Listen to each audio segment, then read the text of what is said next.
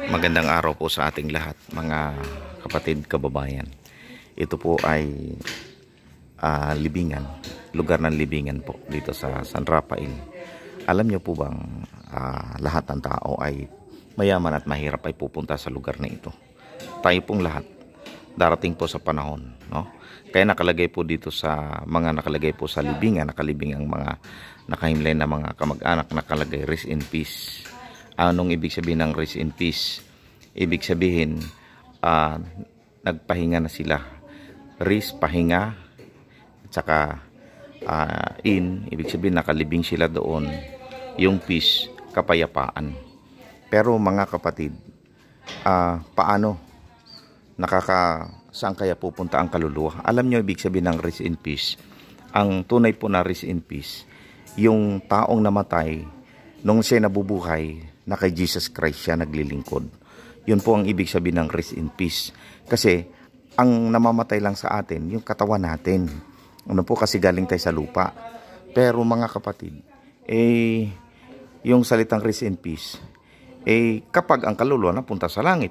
Pero kung ang kaluluwa ng isang tao ay napunta sa impyerno, walang rest in peace doon. Kahit lagyan mo pa sa libingan ng rest in peace, wala pong kapayapaan ng kaluluwa ng isang taong namamatay, no, sa kabilang buhay. Kasi meron tayong buhay ng pagkamatay at may kasunod po pagharap sa Diyos. Hindi po namamatay ang kaluluwa. Kaya mga kababayan, mga kapatid, paalala ko po sa atin na napakahalaga nung buhay pa tayo ngayon, maglilingkod tayo sa Diyos. Kaya nga sabi ng John 3:16, na gayon na lang pag-ibig ng Diyos sa sanlibutan, kaya binigay niya kanyang bugtong na anak na si Jesus, upang sinuman sa kanya sumampalataya ay hindi mapahamak kundi magkaroon ng buhay na walang hanggan, no? Kasi itinakda sa tao, Hebreo 9:27, na itinakda sa tao na minsan lamang mamatay, pagkatapos ay paghuhukom. So ibig sabihin, pag namatay ang tao, may judgment pa. Kaya napakahalaga, paalala sa lahat ng tayo nabubuhay, mga kapatid, ngayon pa lang, maglingkod na po tayo sa Panginoong Diyos.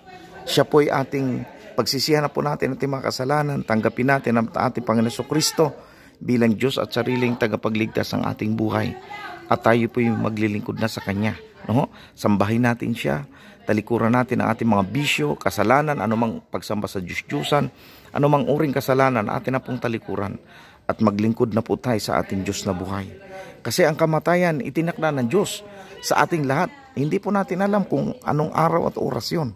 Kaya napakahalaga maging handa po tayo. Ang paghahanda, pagtanggap kay Jesus Christ, pananampalataya, paglilingkod, pagsamba sa Kanya bilang Diyos at sariling tagapagligtas. Kasi kahit gaano kalaki ang ating libingan at gaano napakaganda ang ating ataol, kung ang ating kaluluwa mapupunta sa impyerno, sa dagat-dagatang apoy, wala ring kwenta yon, wala ring kabuluhan.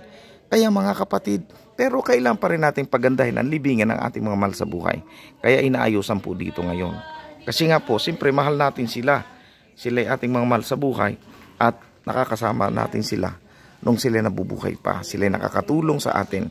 Kaya paalala po sa ating lahat, mga giliw kong taga-subaybay, mga minamahal ko, mga followers, mga kababayan sa buong Pilipinas at sa buong mundo, sa iba't ibang bansa, lalo na sa mga kababayan kong Pilipino. Paalala po sa ating lahat, mayaman ka man, mahirap ka man, trilyonaryo, bilyonaryo, milyonaryo, ano man ang kalagayan mo, isang araw mamamatay tayong lahat, no? Lahat po, no? Mamamatay lahat ng tao. Kaya napakahalaga habang tayo nabubuhay, tanggapin na natin ang Panginoon Jesucristo at talikuran ang mga bisyo at kasalanan at maglingkod na po tayo sa ating Panginoong Diyos. Maraming salamat po sa inyo pong panonood sa aking video. At ito pong video ito ay paalala po sa atin babala na mahal tayo ng Diyos. Ang sabi ng Diyos, ayaw niyang mapahamak ang tao. Ang nais niya ay maligtas ang lahat ng tao. Kumilala kay Jesus Christ. Ito wala namang ibang tagapagligtas. Hindi naman relihiyon. Hindi naman relihiyon, walang relihiyon na kasulat sa Biblia. Kundi ang sabi ng Panginoon Jesucristo, si John 14:6, I am the way, the truth, and the life. Walang makarating sa Ama kundi sa magitan ng ating Panginoon Jesucristo. At sa Gawa 4:12, walang ibang pangalan na sukat ikaligtas sa lahat ng tao sa buong mundo kundi pangalan ng Panginoon Jesucristo. Kaya siya lang po ang tagapagligtas natin. Kaya mga kapatid, nawa, paalala po sa ating lahat, habang tayo nabubuhay, maglingkod na po tayo sa ating Panginoong Jesucristo. No, kapatid, at sa mga kamag-anak po na ano po, tinubuan na po ng mga kahoy ang inyo pong mga libingan, no? Pwede nyo pong dalawin at putulin ang mga kahoy na ito. Gubat na po. Kagaya nito, ang laki ng aratilis. Sa libingan nila Kuya Romy, Ate Eva, ni Kuya Itoy, ni Tita Pels, no? Mga kapatid, pati yung anak ni Duckling, nandyan din po yung bata. So, pagtulong-tulungan po natin, no? Tanggalin ang napakalaking punong aratilis na yan. So, mabuti nandyan sila Kuya Rani. Ayan, sila po ang naglinis. Ayun, maraming salamat po sa inyong panonood sa aking video. Paki-like and share, subscribe dito sa aking YouTube channel. God bless us all po. Bye-bye. We love you all. To God be all the glory. Mahal na mahal po kayo ng ating Panginoong Jesus. Bye-bye po.